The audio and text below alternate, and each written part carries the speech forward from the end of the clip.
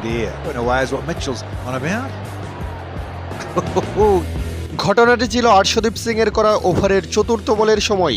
Strike প্রান্তে থাকা Daryl Mitchell আর্শদীপের বলটি সজোরে রক্ষণাত্মক ভঙ্গিতে ডিফেন্স করেন। বলটি সরাসরি বোলারের হাতেই ফেরত যায়, কিন্তু সবাইকে অবাক করে দিয়ে বল হাতে নিয়ে সরাসরি মিচেলের শরীর লক্ষ্য করে ছুড়ে মারেন আর্শদীপ সিং। আর্শদীপের করা সেই বুলেট গতির থ্রু সরাসরি গিয়ে আঘাত হানে মিচেলের পেটে। অপ্রত্যাশিত এই আঘাতে ব্যথায় কুঁকড়ে গেলেও পরক্ষণে খুবই ফেটে পড়েন এই কিউই ব্যাটার, কারণ বলটি যখন আর্শদীপ ছুড়েছিলেন মিচেল তখন নিরাপদেই তার ক্রিজের ভেতরে অবস্থান করছিলেন। রান আউট করার কোনো সুযোগ না থাকা সত্ত্বেও এভাবে বল ছুড়ে মারাই রীতিমতো মেজাজ হারান তিনি। আঘাত পেয়ে ডেরিল মিচেল তেড়ে যান আর্শদীপের দিকে। তাকে রীতিমতো ক্ষুব্ধ ভঙ্গিতে কিছু একটা বলতেও দেখা যায়। পরিস্থিতি যখন নিয়ন্ত্রণের বাহিরে, ঠিক তখনই ত্রাতা হয়ে এগিয়ে আসেন ভারতীয় অধিনায়ক সূর্যকুমার যাদব। সূর্যকুমার দৌড়ে এসে মিচেলকে শান্ত করার চেষ্টা করেন এবং ঘটনার জন্য দুঃখ প্রকাশ করেন।